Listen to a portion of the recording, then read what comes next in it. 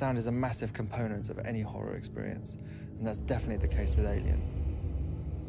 We wanted to be as authentic as possible when it came to recreating the sound of the original music, and so we put together our own orchestra from the best musicians that we knew around London, including some who'd actually played on the original recordings with Jerry back in the 1970s.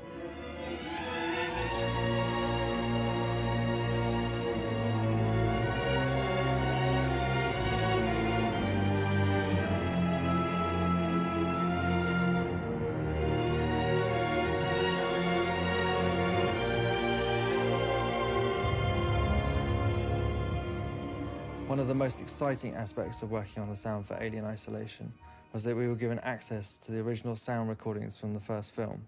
5A, Section 8. We were very lucky because we were able to find some very old recordings which showed the process by which the sound designers created a lot of those sounds, and we were able to recreate that process as accurately as we could.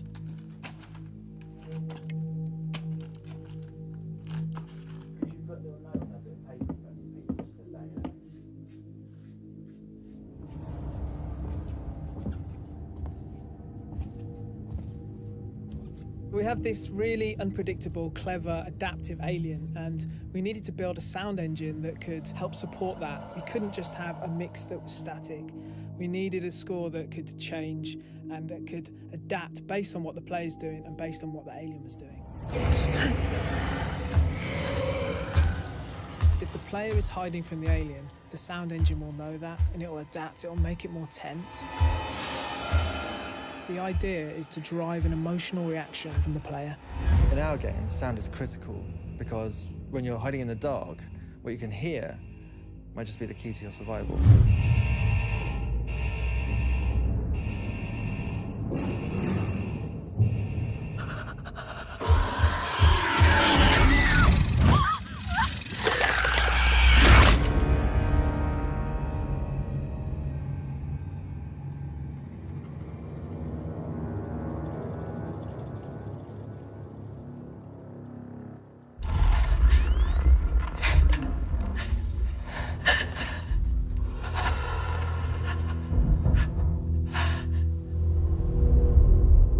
When audiences went to see Alien in theatres back in 1979, they were introduced to a new creature that was terrifying, unstoppable, and totally unique.